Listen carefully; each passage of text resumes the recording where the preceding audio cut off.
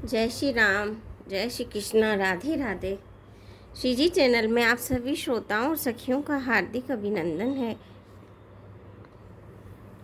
पिछले पार्ट में हमने जाना था कि प्रभु श्री राम के वन जाने का समाचार सुनकर माता कौशल्या बहुत व्यथित होती हैं, और जब ये समाचार माता सीता को पता चलता है तो वो भी उनके साथ जाने की जिद करती हैं। लेकिन प्रभु श्री राम उन्हें समझाते हैं कि वन में कई तरह की आपदाएं हैं, विपदाएं हैं, लेकिन वो नहीं मानती हैं और कहती हैं कि मैं आपके बगैर कैसे रहूँगी, कोई मेरी तरफ देखने वाला तक भी नहीं रहेगा। किसकी ये साहस है कि मेरी तरफ आपके होते हुए देखे।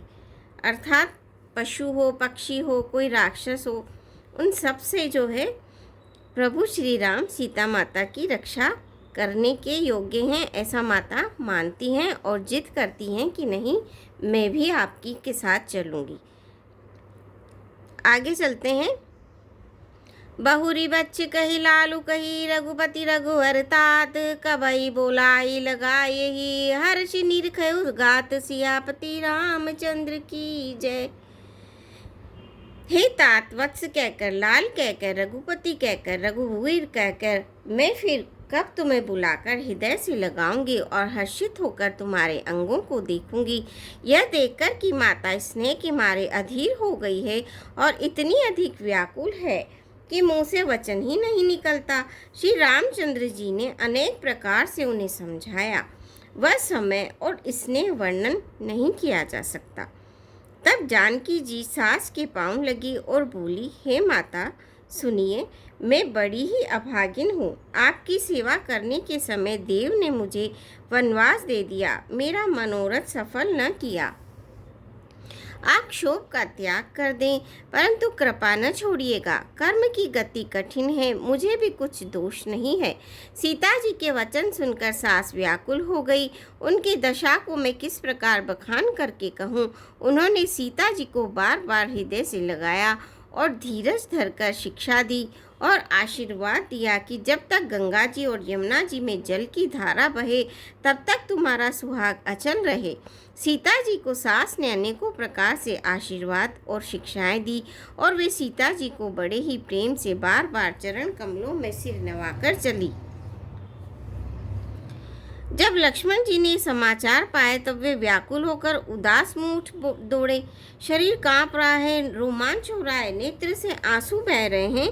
प्रेम से अत्यंत अधीर होकर उन्होंने श्री राम जी के चरण पकड़ लिए। वे कुछ कह नहीं सकते, खड़े खड़े देख रहे हैं। ऐसे दीन हो रहे हैं मानो जल से निकाले जाने पर मछली दीन हो रही हो। हृदय में यह सोच है कि हे विधाता, क्या होने वाला है? क्या हमारा सब कुछ सुख और पुण्य पूरा हो गया? मुझको श्री रघुनाथ जी क्या कहेंगे? घर पर रखेंगे या साथ ले चलेंगे? श्री रामचंद्र जी ने भाई लक्ष्मण को हाथ जोड़े और शरीर तथा घर सभी से नाता तोड़े हुए खड़े देखा। तब नीति में निपुण और शील स्नेह सरलता और सुख के समुद्र श्री रामचंद्र जी वचन बोले, हे तात, परिणाम में होने वाले आनंद को हृदय में समझकर तुम प्रेमवश अधीर मत हो। जो लोग माता पिता, गुरु और स्वामी की शिक्षा को स्वाभाविक ही सिर चढ़ाकर उसका पालन करते हैं, उन्होंने ही जन्म लेने का लाभ पाया है, नहीं तो जगत में जन्म व्यर्थ ही है। हे भाई, हृदय में ऐसा जानकर मेरी सीख सुनो और माता पिता के चरणों की सेवा करो। भरत और शत्रुघ्न घर पर नहीं हैं, महाराज वृद्ध हैं और उनके मन में मेरा दुख भी बहुत है। इस अवस्था में तुमको साथ लेकर वन जाऊं तो अयोध्या सभी प्रकार से अनाथ हो जाएगी। गुरु, पिता, माता, प्रजा और परिवार सभी पर दुख का दुस्सह भार आ पड़ेगा। अतः तुम यहीं रहो और सबका संतोष करते रहो, नहीं तो हे तात, बड़ा दोष होगा। जिसके राज्य में प्यारी प्रजा दुखी रहती है वह राजा अवश्य नरक का अधिकारी होता है। हे तात, ऐसी नीति विचार कर तुम घर पर रहो। यह सुनते ही लक्ष्मण जी व्याकुल हो गए। इन शीतल वचनों से वे कैसे सूख गए, जैसे पाले के स्पर्श से कमल सूख जाता है। प्रेमवश लक्ष्मण जी से कुछ उत्तर देते नहीं बनता। उन्होंने व्याकुल होकर श्री रामचंद्र जी के चरण पकड़ लिए और कहा, हे नाथ, मैं दास हूँ और आप स्वामी हैं, अतः आप मुझे छोड़ ही दें तो मेरा क्या वश है।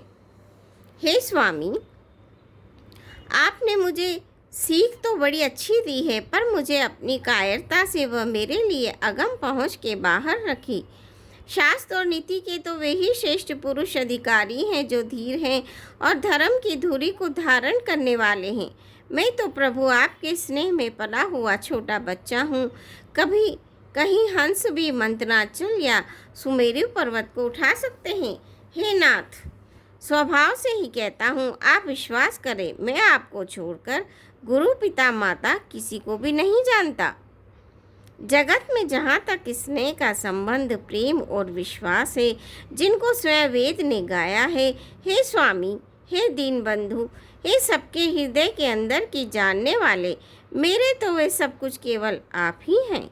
धर्म और नीति का उपदेश तो उसको करना चाहिए जिसे कीर्ति, विभूति, ऐश्वर्य या सद्गति प्यारी हो, किंतु जो मन, वचन और कर्म से चरणों में ही प्रेम रखता हो, यह कृपा सिंधु, क्या वह भी त्यागने के योग्य है।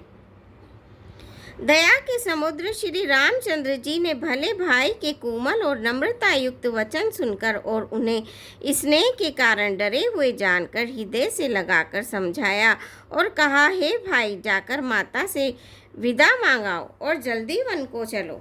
रघुकुल में श्रेष्ठ श्री राम जी की वाणी सुनकर लक्ष्मण जी आनंदित हो गए। बड़ी हानि दूर हो गई और बड़ा लाभ हुआ।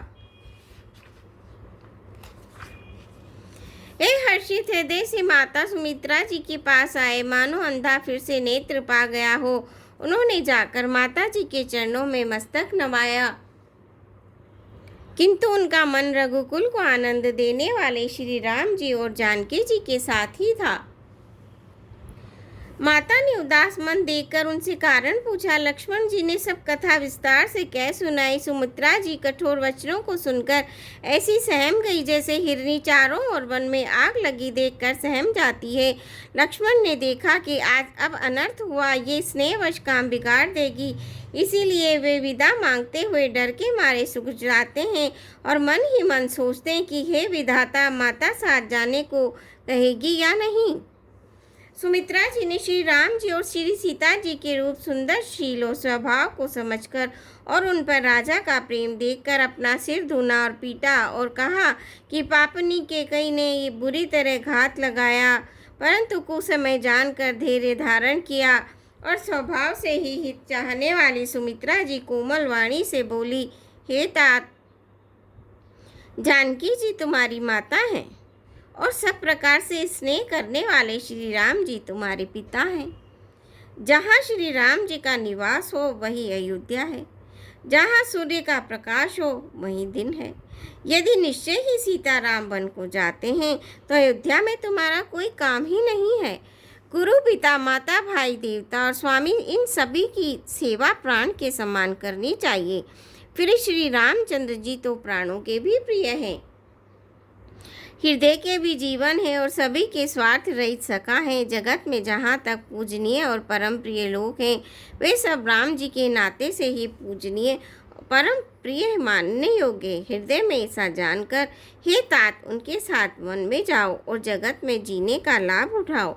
मैं बलिहारी जाती हूँ। हे पुत्र, मेरे समेत तुम बड़े ही सौभाग्य के पात्र हुए, जो तुम्हारे चित्त ने छल छोड़कर श्री राम जी के चरणों में स्थान प्राप्त किया है।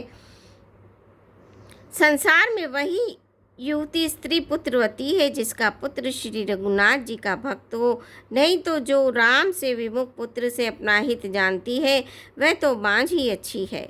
पशु की भांति उसका बयाना पुत्र प्रसव करना व्यर्थ ही है। तुम्हारे ही भाग्य से श्री राम जी को वन जा रहे हो। हे तात, तुम्हारा कोई कारण नहीं है। संपूर्ण पुण्यों का सबसे बड़ा फल यही है कि श्री सीता राम जी के चरणों में स्वाभाविक प्रेम हो। राग, रोष, ईर्ष्या, मद और मोह इनके वश स्वप्न में भी मत होना। सब प्रकार के विकारों का त्याग कर मन, वचन और कर्म से श्री रामचंद्र जी की सेवा करना। तुमको वन में सब प्रकार से आराम है, जिसके साथ श्री राम जी और सीता रूपी पिता माता है। हे पुत्र, तुम वही करना जिससे श्री राम जी वन में क्लेश न पाए। मेरा यही उपदेश है। हे तात, मेरा यही उपदेश है, अर्थात तुम वही करना जिससे वन में तुम्हारे कारण श्री राम जी और सीता जी सुख पाएं और पिता माता, प्रिय परिवार तथा नगर के सुखों की याद भूल जाए। तुलसीदास जी कहते हैं कि सुमित्रा जी ने इस प्रकार हमारे प्रभु श्री लक्ष्मण जी को शिक्षा देकर वन जाने की आज्ञा दी और फिर आशीर्वाद दिया कि श्री सीता जी और श्री रघुवीर जी के चरणों में तुम्हारा निर्मल, निष्काम और अनन्य एवं प्रगाढ़ प्रेम नित नित नया हो। मातु चरण सिरु नाई चले, तुरत संकित हृदय, भागुर विषम तोराई मनहु, भाग मृगु भाग बस सियापति रामचंद्र की जय। पवन पुत हनुमान की जय। मंगल भवनीय मंगल हारी, दवौ सुदशरथ अजर बिहारी, दीन दयाल विरद संभारी, हरौ नाथ मम संकट भारी। श्रोता, आज के लिए बस इतना ही। कल फिर आपसे भेंट होगी। आज्ञा दीजिए। जय श्री राम।